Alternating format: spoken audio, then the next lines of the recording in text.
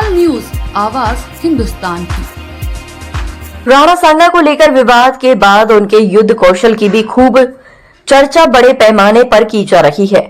आगरा में राणा सांगा और उनके साथी वीर योद्धाओं का स्मारक बना हुआ है, जिसे देखने बड़ी संख्या में लोग आते हैं।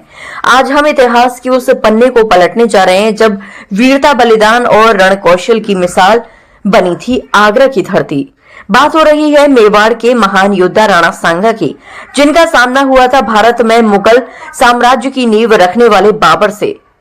1527 का साल बाबर अपनी मुगल सेना के साथ भारत में अपनी सत्ता जमाने के लिए बढ़ रहा था। उधर राजपूतों के वीर सेना नायक राणा सांगा ने अपनी ताकतों को संगठित कर आगरा और दिल्ली की ओर कूच किया। आगरा से करीब 60 किलोमीटर दूर बाबर बनाम राणा सांगा का युद्ध हुआ। राणा सांगा की सेना में कई मुस्लिम योद्धा भी थे जो उनके पराक्रम और न्यायप्रियता के कायल थे। इन सेना नायकों में अफगान और कुछ अन्य मुस्लिम सरदार भी शामिल थे, जिन्होंने मुगलों के खिलाफ रणभूमि में उतरने का फैसला लिया था।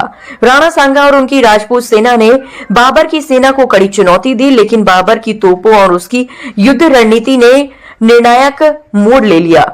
यह युद्ध बाबर के पक्ष में गया और खानवा की लड़ाई में राणा सांगा को पराजय मिली।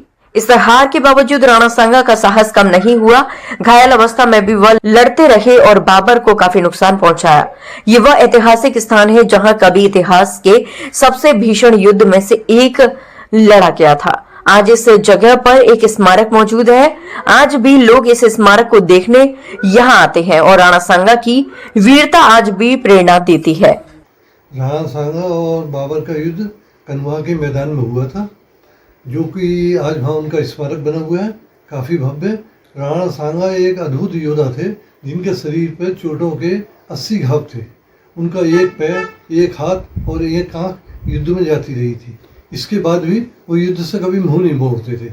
जिस समय खनवा का युद्ध हुआ, उस समय तमाम राजपूत राजा उनके साथ थे। यहाँ तक कि इब्राहिम लोदी का भाई महमूद और उसका लड़का और हसन खां मेवाती भी उनके साथ थे। राणा सांगा ने अगर तोपों का इस्तेमाल बाबर ने नहीं किया होता तो निश्चित है कि राणा सांगा की उसमें विजय होती, लेकिन तोपों का इस्तेमाल पहली बार भारत में हुआ था और राजपूत उससे बिल्कुल पूरी तरह से अनजान थे, इसलिए तोपों के आगे उनको हार माननी पड़ी। आज उनके स्मारक पर कितनी भीड़ लगती है, कितने लोग पहुंचते हैं? आज उनके स्मारक पर अच्छी तादाद में लोग जाते हैं और उसकी अच्छी व्यवस्था की जा रही है, लेकिन उसको और अधिक सुव्यवस्थित किया जा सकता है।